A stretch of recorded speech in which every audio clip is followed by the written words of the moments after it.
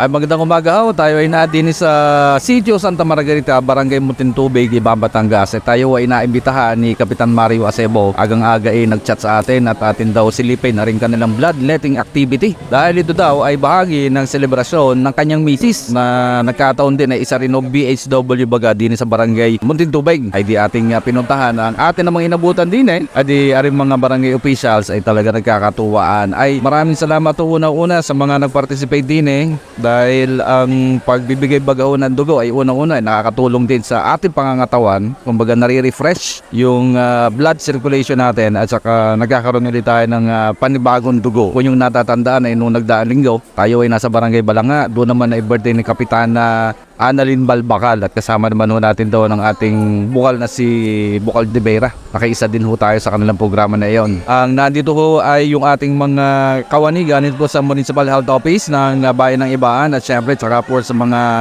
yung mga taga Batangas Medical Center, yung BAT-MC na tawagin. Ay tayo ay maglilibot-libot din at mag-i-interview date ng kaunti para malaman baga natin kung anong mga saloobin. So maraming salamat, una-una congratulations at napakagandang proyekto ho ito na ang pamamaraan ng pagsi-celebrate ng kaarawan ay sa pamamagitan ho ng bloodletting ang makatulong din sa ating mga kababayan. So kumbaga parang nagiging trend na rin ho ito na kapag mayroong mga kunting celebration dito sa Ibaan ay pagsasaguan na bloodletting ang ginagawang bahagi ng celebration. Ay dinakausap po natin yung ating taga-Municipal Health Office. Nakaw, ay pagkakadami ho mga petsa na sinabi ng mga schedule ng bloodletting ho din sa Ibaan. Ay hanggat kakayanin natin, lalo na kapag weekends, ay di atin hong pupuntahan at dadalawin. Ay may pasok ho kasi tayo pagka Lunes hanggang Biyernes, ay di pag Sabado Linggo. At pagkaya, ay di ating sisinsayin din sa bayan ng Ibaan. Ay siya, maraming salamat ho. At saka pagka ganitong may mga activity, ay kung wala rin naman ho tayo ginagawa, ay tayo ay makiisa sa ganitong programa. Again ho,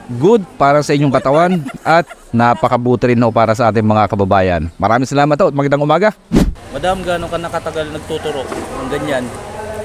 10 years na po. 10 years. From BAT-MC, madam? Yes. Yeah, from BAT-MC si madam. Pag ba do-donate? Bago pa lang. Bago pa lang, una pa lang. Ikaw ate, pailan na itong pang-donate? First time. First time? Yes. At ano yung pakiramdam? Excited. Excited. Thank you, ma'am.